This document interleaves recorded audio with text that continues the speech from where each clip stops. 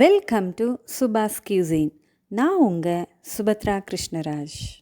இன்றைக்கி நாம் சுவைக்க போகிறது தூதுவளை ரசம். இதுதான் தூதுவளை கீரை, எல்லோருக்குமே தெரிஞ்சிருக்கோம். இந்த கீரையில் ஒரு சிக்கலான விஷயம் என்னென்னா, இதில் நிறைய முள் இருக்குங்க. அதுவும் நல்ல ஷார்ப்பாகவே இருக்கும். இதை க்ளீன் பண்ணும்போதே நிறைய தடவை கையில் குத்திக்கிற மாதிரி தான் இருக்கும். இதை வாங்கும்போதே ஒரு இலையில் இருக்கிற முள் இன்னொரு இலையில் குத்தி கொஞ்சம் கீரை டேமேஜாக தான் கிடைக்கும். என் பசங்க இதை முள்ளுக்கீரைன்னு தான் சொல்லுவாங்க.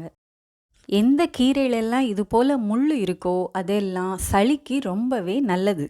இந்த தூதுவளை கீரையோட ஸ்பெஷாலிட்டியே சளியை சரி செய்கிறது தாங்க.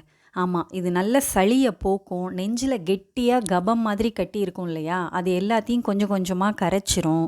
நுரையீரலில் சளி கட்டி மூச்சு விடவே சிரமமாக இருக்கும் இல்லையா அவங்க, அப்புறம் சைனஸ் ஆஸ்துமா தொந்தரவு இருக்கவங்க, இவங்க எல்லாமே இந்த கீரையை ஏதாவது ஒரு ஃபார்மேட்டில் அடிக்கடி சமைச்சு சாப்பிடும்போது அந்த தொந்தரவுகள்லாம் படிப்படியாக குறைஞ்சிடும். தூதுவளை கீரையில் ரசம் செய்கிறது ரொம்ப ரொம்ப ஈஸி. எப்படி செய்கிறதுன்னு பார்த்துடலாம். தூதுவளை ரசம் செய்கிறதுக்கு தேவையான பொருட்கள்: ஒரு சின்ன கப்பில் தூதுவளை கீரை, கொஞ்சம் கறிவேப்பிலை, கொஞ்சம் கொத்தமல்லி, 2 பல்லு பூண்டு, 2-3 காஞ்ச மிளகாய், கொஞ்சம் புளித்தண்ணி, 1 ஸ்பூன் மிளகு, 1 ஸ்பூன் சீரகம்.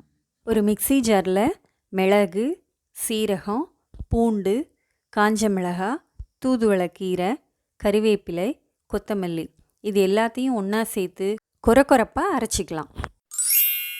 முதல்ல ஒரு மண் சட்டியில் 2 ஸ்பூன் நல்லெண்ணெய் சேர்த்து அது சூடானதும் கடுகு உளுந்து சேர்த்து பொரிய விடலாம். இது கூட ஒரே ஒரு காஞ்ச மிளகாய், கொஞ்சம் கறிவேப்பிலை, அப்புறம் அரைச்சி வச்சுருக்கிற கீரை விழுது அதையும் சேர்த்து ஒரே ஒரு வதக்குனா போதும். லேசாக பச்சை வாசனை போகட்டும். கொஞ்சம் பெருங்காயத்தூள் சேர்த்துக்கலாம். இதில் கரைச்சி வச்சுருக்கிற புளித்தண்ணி, ஒரே ஒரு தக்காளி பழத்தையும் கட் பண்ணி போட்டுடுங்க. அப்புறம் இந்த ரசத்துக்கு தேவையான அளவு உப்பு, கொஞ்சமாக நாட்டு சர்க்கரை, தேவையான அளவு தண்ணியையும் சேர்த்து கலந்துடுங்க. பருப்பு தண்ணி சேர்த்து இந்த ரசம் செய்யும்போது சுவை இன்னும் கூடுதலாக கிடைக்கும். இப்போது இந்த ரசம் ஒரு கொதி வரட்டும். இந்த தூதுவளை கீரையில் ரசம் மட்டும் இல்லைங்க, தோசை, துவையல், சட்னி, சூப் இப்படி நிறைய வெரைட்டிஸும் செய்யலாம். ரசம் ஒரு கொதி வந்துடுச்சு. இப்போ நான் அடுப்பை ஆஃப் பண்ணிடுறேன். இந்த மண் சட்டியோட சூட்லேயே இன்னும் ஒரு 2 நிமிஷம் இருக்கட்டும். சூப்பர்! இப்போ நம்மளோட தூதுவளை ரசம் ரெடி ஆயிடுச்சு. இதை எடுத்து சூடாக பரிமாற வேண்டியது தான். இதை சூப்பு மாதிரியும் குடிக்கலாம், சாதத்தில் போட்டு பிசைஞ்சும் சாப்பிடலாம். இது நாம் எப்பவும் செய்கிற ரசம் போலவே தான். கூட தூதுவளை கீரையும் சேர்த்து அரைச்சிக்கிறோம், அவ்வளோதான். ரொம்பவே சிம்பிள்.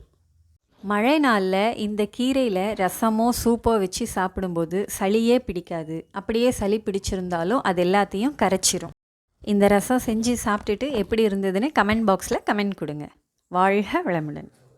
என்னோட சேனலை லைக் பண்ணுங்கள், சப்ஸ்கிரைப் பண்ணுங்கள், பெல் ஐக்கனை கிளிக் பண்ணுங்கள்.